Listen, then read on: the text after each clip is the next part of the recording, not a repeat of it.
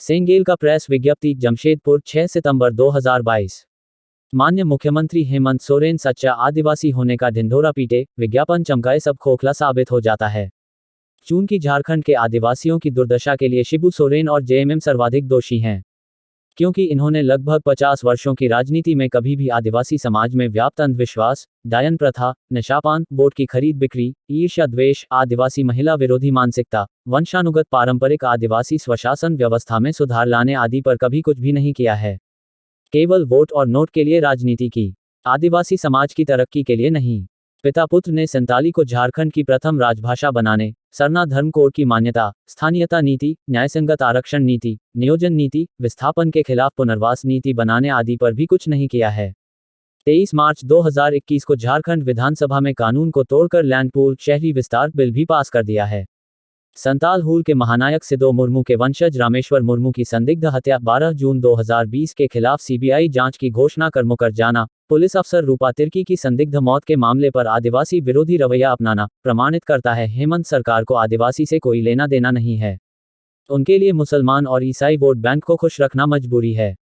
भले ही सरना आदिवासी समाज बर्बाद हो जाए, गांव गांव में विद्यमान माझी परगना व्यवस्था या ट्राइबल सेल्फ रूल सिस्टम जाने अनजाने ना समझी, स्वार्थ और लोभ लालच में आदिवासी गांव समाज को खुद नेस्तनाबूद करने में सक्रिय हैं।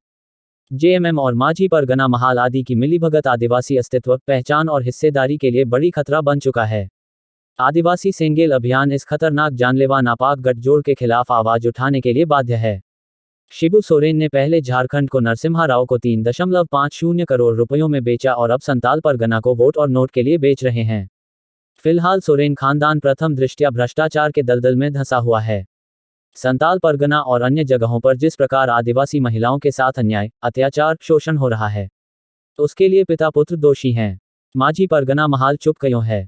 दुमका जिले में 2 और गुमला, लोहरदगा के 2 आदिवासी महिलाओं के ऊपर हुई बर्बरतापूर्ण जानलेवा घटनाओं के विरोध में आदिवासी सेंगेल अभियान आरोपित अपराधियों का 9 सितंबर 2022 को रांची में पुतला दहन कर विरोध दर्ज करेगा। महामहिम राष्ट्रपति के नाम ज्ञापन पत्र भेजकर न्याय की मांग करेगा। 3. संयुक्त राष्ट्र ने 13 सितंबर 2007 को विश्व आदिवासी अधिकार घोषणा पत्र जारी किया है।